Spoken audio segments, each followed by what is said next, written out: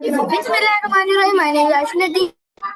I'm foundation lecturer at the school stock मतलब हमने पिया डेट स्टॉक के साथ कहते हैं आज हम दोबारा डेट स्टॉक के साथ तो चलिए शुरू करते हैं। आज के जो है स्पीकर है अबिया हैदर और टॉपिक है चैनल नॉर्म्स। और मैं आपको बताती चलूँ आज मेरा कैमरा खराब है इसलिए मैं ऑन नहीं कर सकता। तो चलिए हम शुरू करते हैं। आज मैं इसका रिव्यू दूंगा ही नहीं। In this PowerPoint talk, Abia Haider challenges social norms and encourages us to uh, question what we accept as normal. Thought color fruity. A must watch for anyone ready to break.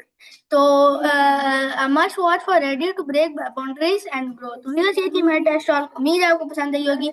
मिलते हैं किसी नई test talk के साथ, तब तक के लिए लाभ पाकिस्तान जिंदाबाद।